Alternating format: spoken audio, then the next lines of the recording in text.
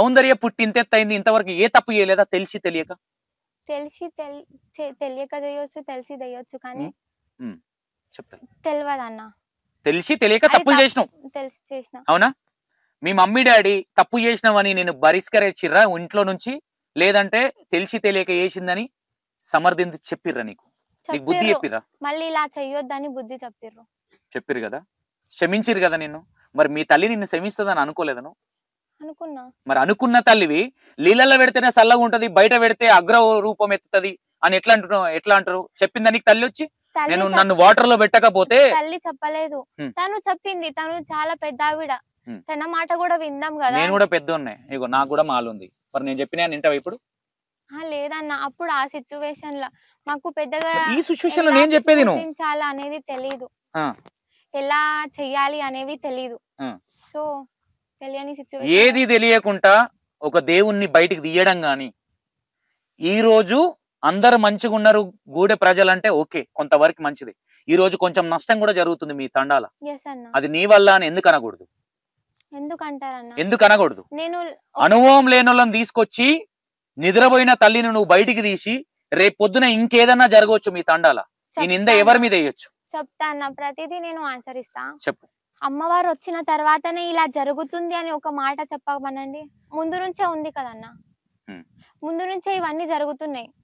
ఇప్పుడు వచ్చిన తర్వాత కొత్తది జరిగిందని చెప్పమనండి. నేను సరే, ఇన్ని రోజులు అంటే అమ్మవారు భూమిలో ఉంది కాబట్టి సరే చెడు జరిగింది. అమ్మవారు ఇప్పుడు బయటకు వచ్చింది కదా, మరి ఇప్పుడు ఎందుకు చెడు జరుగుతుంది? ఏం చెడు జరిగింది అన్న? అమ్మవారు వచ్చిన తర్వాత ఏం జరిగింది? ఏం జరగలేదా? ఏం జరగలేదు నాకు తెలిసినంత వరకు. ఒక్క నిమిషం అందరూ ఒర్రకండి, కొంతమందే చెప్పండి. ఊర్లో అమ్మవారిని తీసిన తర్వాత మీకు మంచిగా అనిపించిందా? మంచిగా అనిపించలేదా? మంచిగా అనిపించలేదు.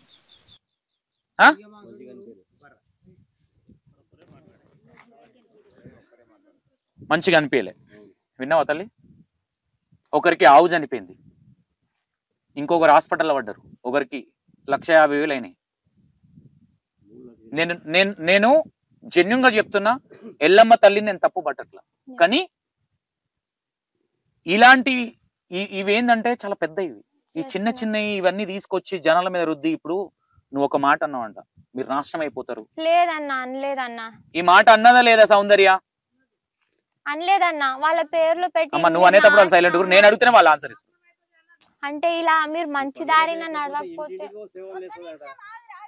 పెద్దయినా మీరు ఒకటి నువ్వు ఆగే పెద్దయినా జరా అందరికి క్లారిఫై ఇద్దాం, డౌట్ పడదు. సౌందర్య, నేను నిన్ను తప్పు పట్టడానికి రాలేదు, ఓకేనా? నన్ను నమ్మాలి.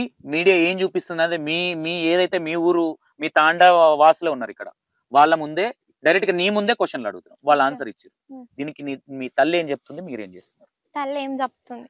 నీలాంటి వాళ్ళ వల్ల దేవుని మీద కొంతమందికి రెస్పెక్ట్ పోతుంది.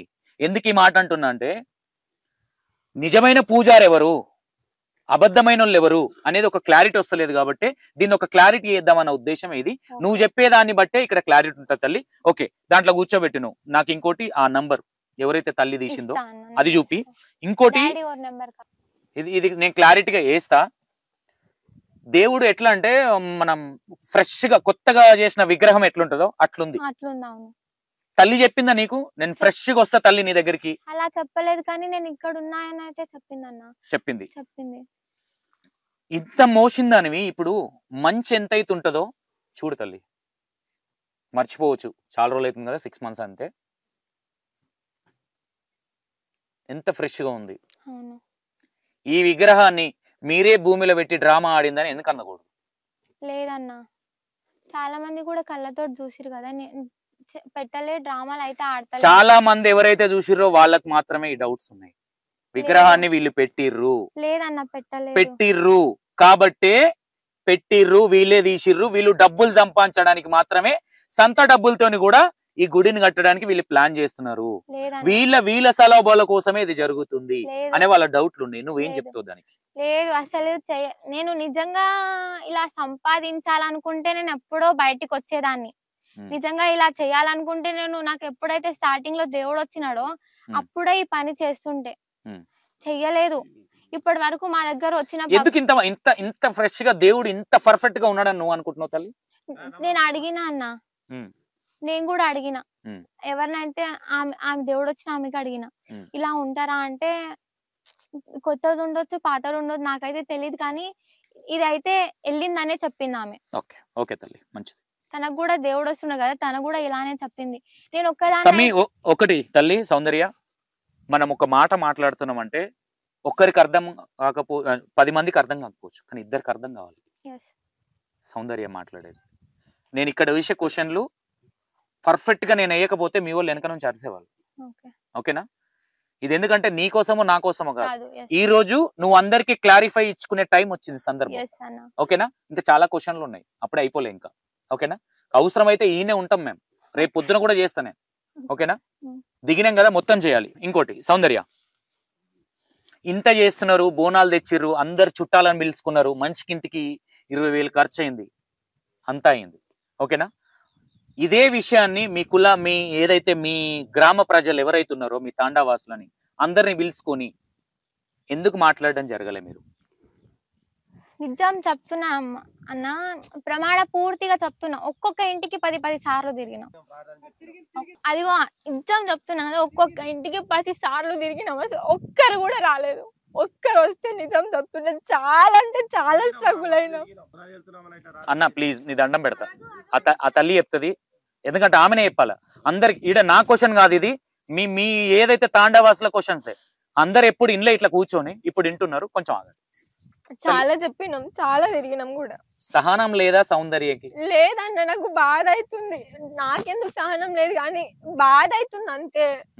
చాలా వరకు తిరిగినాం, అసలు ఏడవని రోజు ఉండదు తెలుసా. ఒక ఆడబిడ్డని కని పెంచి పెళ్లి చేసి ఒక అత్తగారింటికి పంపించాలంటే ఒక తల్లిదండ్రికి ఎంత బాధ ఉంటది తెలుసా, ఎంత ఏడుస్తుంటారో తెలుసా. మనం చేసే మంచి పనులు చెడ్డ పనులు అంటే ఒక కన్న తల్లిదండ్రులే అంత ఓపిక బట్టి ఉంటే నువ్వు ఒక దేవతవి, నీకెంత సహనం ఉండాలి చెప్పు. ఉన్నందుకే కదా నేను ఇంతవరకు వచ్చిన. ఇంకా ఉండాలి. 100 మాటలు అంటారు, నేను 100 అంటారు. ఏదో అంటారు కదా, ఒక సామెత ఉంటది, కాయలున్న చెట్టుకే రాళ్ళ దెబ్బ అని.